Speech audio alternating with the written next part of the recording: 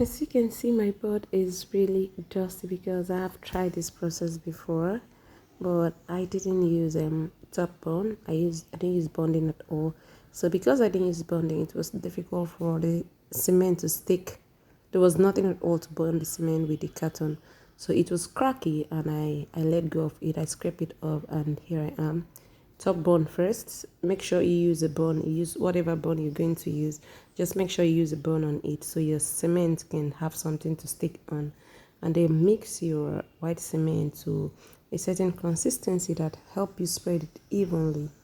So I just try to spread it, and this is a very inexpensive process for having a texture board. Even if you don't want it to be texture, you can just find a way of making it smooth. But because it's cardboard, it's inexpensive to get and all of that. Looking at the prices of board on the market, this is something anybody can actually try. And so making a pattern is something you can use anything. But in this video, I decided to use this comb to just create a pattern. I didn't know what it was going to look like, but it wasn't so bad.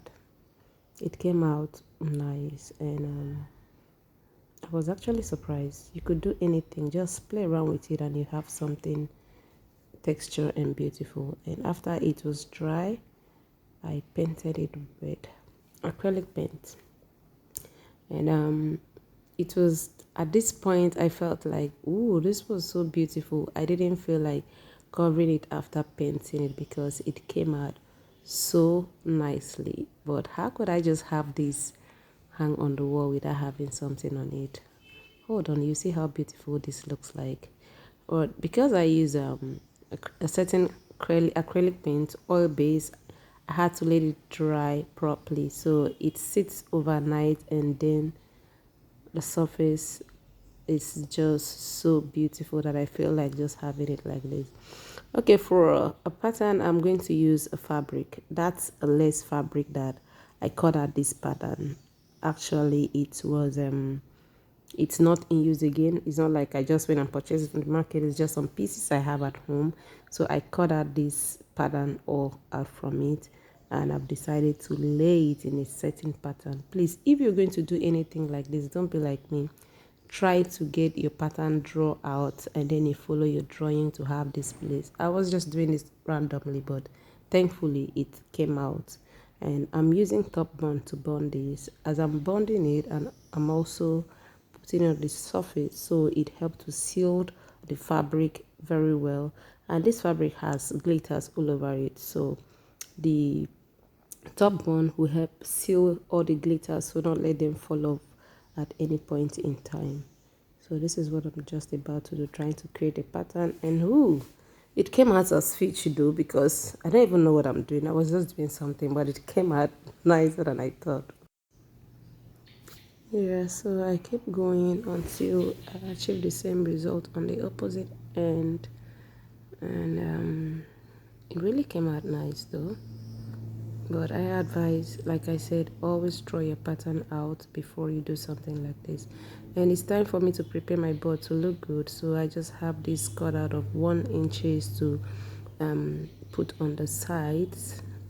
Here you can see that. And then after putting it on the sides, because it's a kind of rectangular, I have to brace them.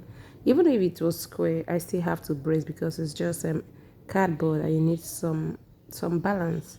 So I try to brace the front side of it with carton. Of course, this cardboard was like kind of packed together. It's not just a single one. I packed like 3 or 4 thereabout together for extra strength, and I use it to, of course, to brace the edges. And then I use masking tape to marks everything together to come out as a whole, because we just have to get it firm. It's gonna be hanging up. You need everything you could do to make it firm. I'm still going to, okay, see that I brace the middle too for stamina. Is that stamina or for balance? So I brace the middle for balance so it doesn't wave.